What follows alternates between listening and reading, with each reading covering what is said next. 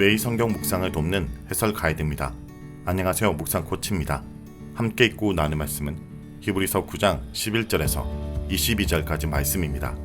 불완전하고 제한된 첫 언약에서 새 언약으로 주제가 바뀝니다. 옛 언약의 불완전함을 완전히 없애줄 개혁의 시대는 예수 그리스도로 말미암아 도래하게 되었습니다. 예수 그리스도는 장래 좋은 일의 대제사장이시며 새 언약의 중보자가 되십니다. 11절에서 14절 읽겠습니다. 그리스도께서는 장래 좋은 일의 대제사장으로 오사 손으로 짓지 아니한 것 곧 이 창조에 속하지 아니한 더 크고 온전한 장막으로 말미암아 염소와 송아지의 피로 하지 아니하고 오직 자기의 피로 영원한 속죄를 이루사 단번에 성소에 들어가셨느니라. 염소와 항소의 피와 및 암송아지의 죄를 부정한 자에게 뿌려 그 육체를 정결하게 하여 거룩하게 하거든 하물며 영원하신 성령으로 말미암아 흠없는 자기를 하나님께 드린 그리스도의 피가 어찌 너희 양심을 죽은 행실에서 깨끗하게 하고 살아계신 하나님을 섬기게 하지 못하겠느냐. 11절은 하늘 성전에 들어가신 대제사장 예수님을 말합니다. 본문의 10절에서 옛 언약 아래에서 행해졌던 동물 제사를 육체의 예법만 되게 하여서 개혁할 때까지 맡겨둔 것이라 했습니다. 이제 그 개혁이 무엇인지 설명합니다. 이것은 동물의 제사와 예수님의 희생 제사를 예언과 성취라는 관점에서 설명하는 것입니다. 그리스도께서는 옛 언약이 지향하고 기다리던 완전하고 더 좋은 언약의 제사장으로 오셨습니다. 더 좋은 언약의 제사장은 더 좋은 성전에서 사역하는 것이 마땅합니다. 첫 언약의 제사장들은 모형이고 그림자에 불과한 땅의 성전에서 제사를 드렸지만 그리스도께서는 더 크고 온전한 장막에서 제사를 드렸습니다.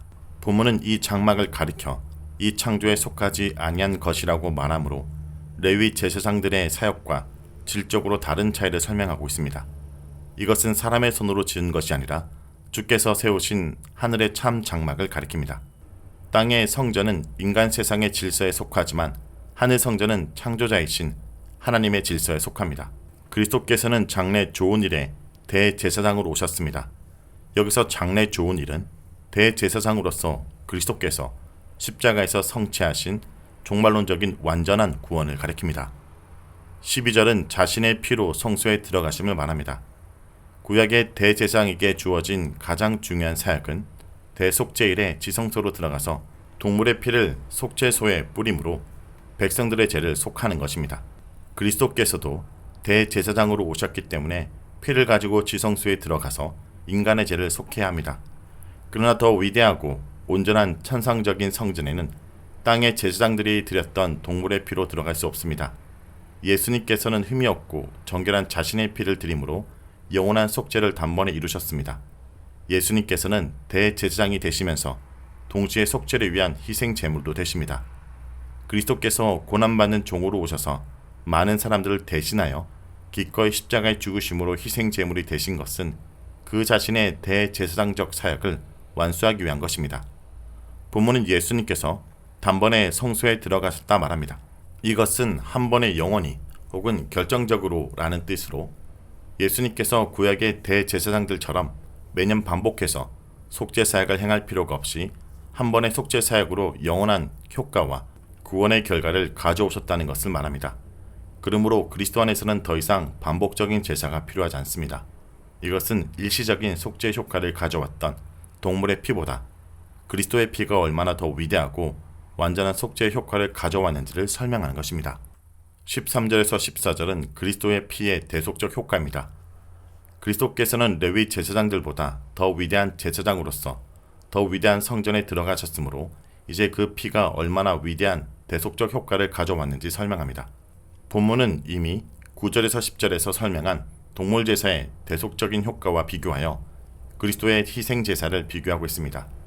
먼저 동물의 제사가 불완전한 이유는 그것이 육체를 정결하게 할 뿐이기 때문입니다.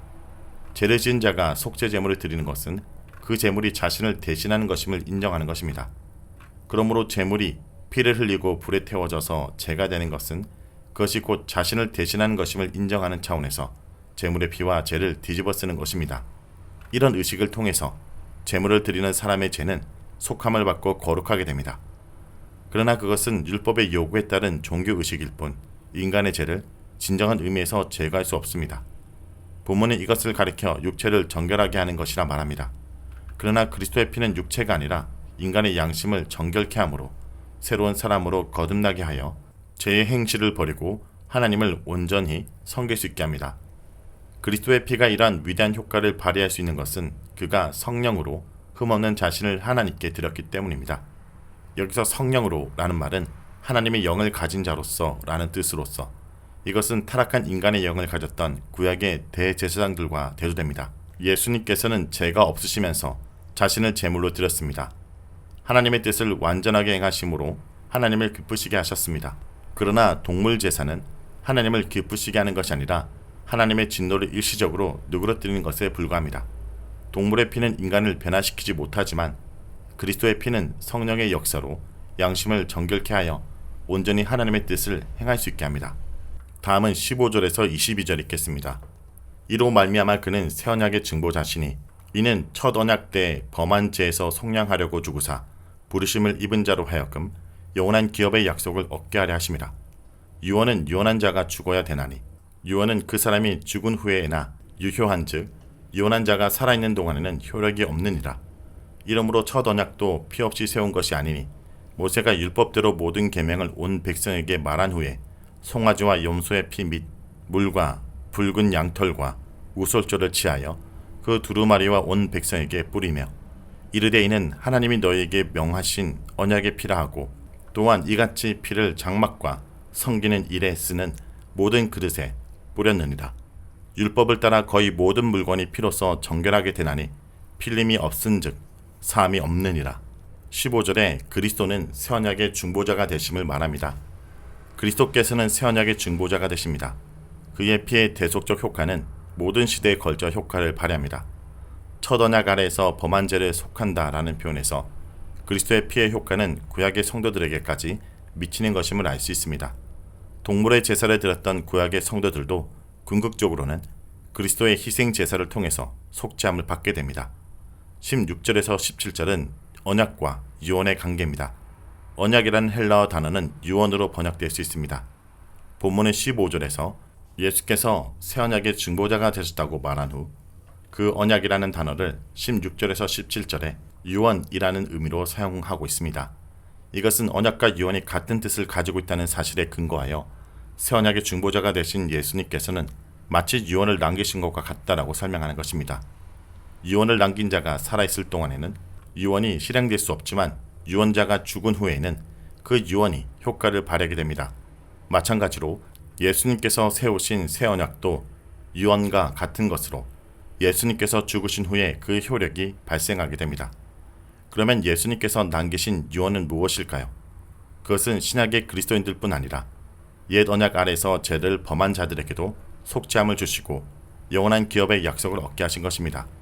18절에서 22절은 피로 세워진 시내산의 언약입니다. 그리스도께서 죽으심으로 새 언약이 그 효과를 발휘하게 된 것 같이 첫 언약도 죽음을 상징하는 피를 통해서 세워진 것입니다.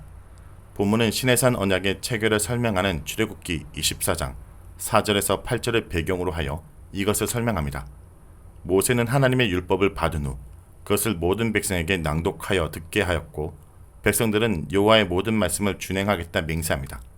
그런 후에 모세는 피를 취하여 절반은 제단에 뿌리고 절반은 백성들에게 뿌리면서 이것은 여호와께서 너희와 세우신 언약의 피라라고 선포합니다. 언약은 하나님과 그 백성 사이에 피로 맺은 약속입니다.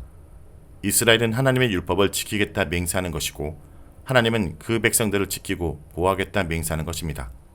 피로 언약이 체결되는 것은 언약의 피가 정결케 하는 효과와 죄를 속하는 효과를 가지고 있기 때문입니다.